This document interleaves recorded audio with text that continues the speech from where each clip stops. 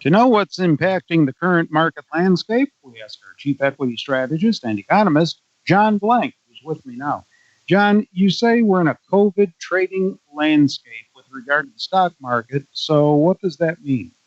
Well, Terry, I'm just looking at FactSet analysis of 2021 before we got on the show, and they're basically calling for this economy, the U.S. economy, to not get back to its prior level in 2021. That we're going to grow out of this through the quarters, but we're going to leave 5 or 10% off of this economy a year from now. So that's the COVID landscape. That 5 or 10% out there, we all see it. We all know what it is. It's the bars being shut, the restaurants being half used, the sports stadiums being empty, and the airlines being, running at 20% capacity. This is the COVID landscape. So that's basically what the top-down view is suggesting?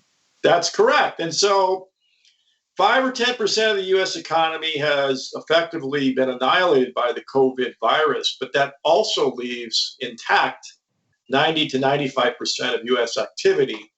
And that is where people are also getting the bias wrong in that, in fact, those can get stronger because some of the spending that would have gone into the COVID type businesses, those are all kind of discretionary businesses, airlines, hotels, restaurants, bars, events, that flows back in. And we're seeing actually a very strong consumer discretionary sector returns this year for that reason, online returns. But it would seem that the bulls do have a fundamental catalyst in hand, and that is that analysts are raising earnings estimates for S&P 500 companies in Q3. How might that change this view for the rest of 2020?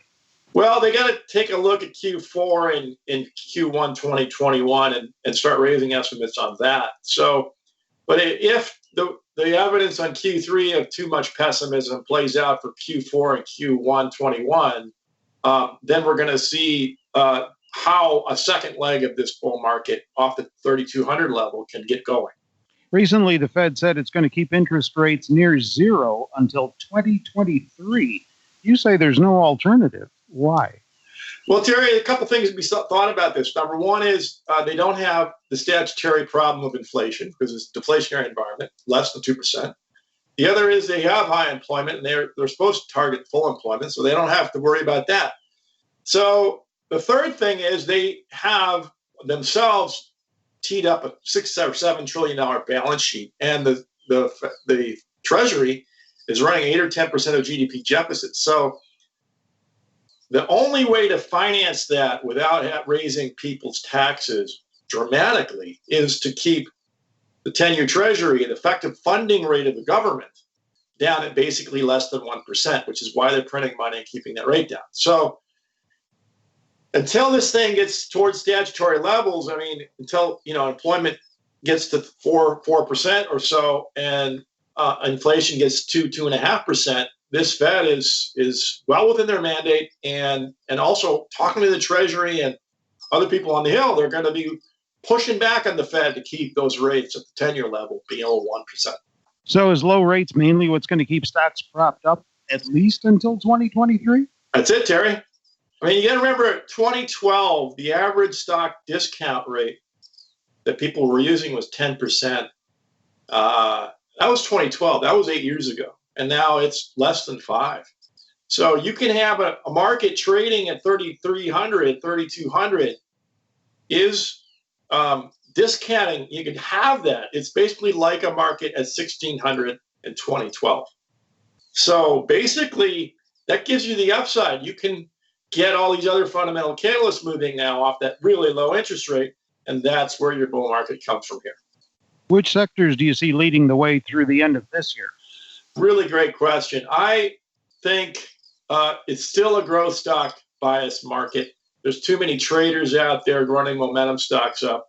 And so you still got to have those catalysts playing out and some of the momentum traders pointing in the direction of where this market's going to be strong. So momentum trading is going to continue to be a factor here, Terry. So should investors simply hold their stocks then through the end of the year? Yeah, that's it. I mean, I think there's too many bears right now, and this is a typical September scenario. by October, this market will start clearing itself up. That doesn't mean I think we're going to roll ahead, but we're going to find our way back to 3,400 by the end of the year. Here are a few stocks on your radar for various reasons: Target Corp, General Motors, and Williams-Sonoma. Yeah, these are all retail type names. So Target Corporation, they are really a strong stock because they are really doing well online. And General Motors, I threw that out there just to surprise you. I mean, we've heard about Tesla quite a lot, and the stock split and the battery day and all that stuff. But on our list, lo and behold, is General Motors. And I think people should look into that name and into the stock just to find out what's going on there. The third one, Williams-Sonoma, obviously they're a Napa kind of home goods retailer. But again, all that stuff is online now, and people are nesting and staying in their homes more. And so Williams-Sonoma gets a bid. Chief Equity Strategist and Economist John Blank with the latest market view. With John, I'm Terry Ruffalo. This material is being provided for informational purposes only, and nothing herein constitutes investment, legal, accounting, or tax advice, or a recommendation to buy, sell, or hold a security. Do not act or rely upon the information and advice given in this podcast without seeking the services of competent and professional legal, tax, or accounting counsel. Publication and distribution of this podcast is not intended to create, and the information contained herein does not constitute an attorney-client relationship. No recommendation or advice is being given as to whether any investment or strategy is suitable for a particular investor. It should not be assumed that any investments in securities, companies, sectors, or markets identified and described were or will be profitable. All information is current as of the date herein and is subject to change without notice. Any views or opinions expressed may not reflect those of Zacks Investment Research as a whole.